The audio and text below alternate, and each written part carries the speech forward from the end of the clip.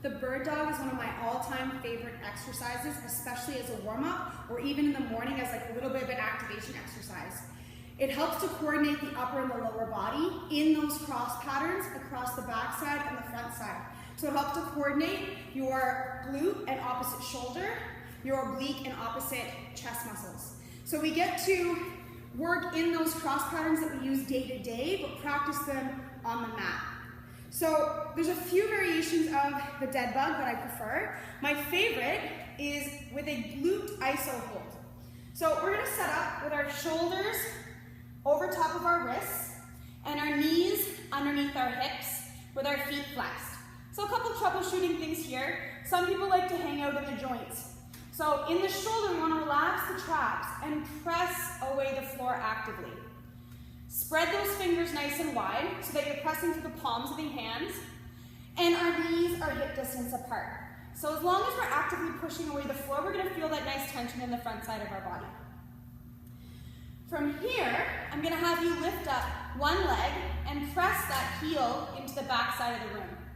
So some troubleshooting tips here is most people raise this leg way too high and they lose the integrity of the core, therefore utilizing and flexing at the low back. So this exercise isn't for the low back, it's for the front side of the core. So we need to tuck our pelvis in, pressing away the knee at the knee and keeping our back nice and flat. So when we lift the leg up, we squeeze that back glute and we press through that heel.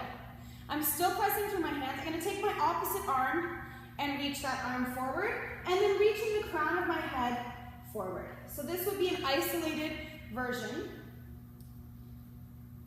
The next step I love to use, the next variation I love to use, has that isolated glute and a movable arm. So we're going to reach our arm forward like we're shaking somebody's hand. Crown of the head long. And then bring the arm hovering, so palm faces down, squeezing my shoulder blades together. Rotate the hand as if I'm shaking a hand. Squeeze the shoulder blades together. So through this whole motion, my back and my core are staying nice and strong and flat.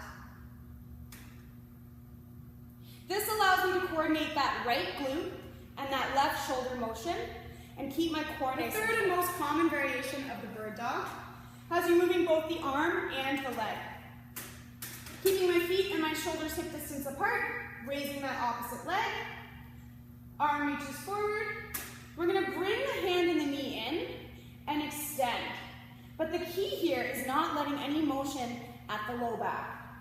So what typically happens is we reach up and we tuck in. So we want to eliminate some of that motion in the back by stabilizing through the hand and the foot and only moving as far as I can while keeping the core tight.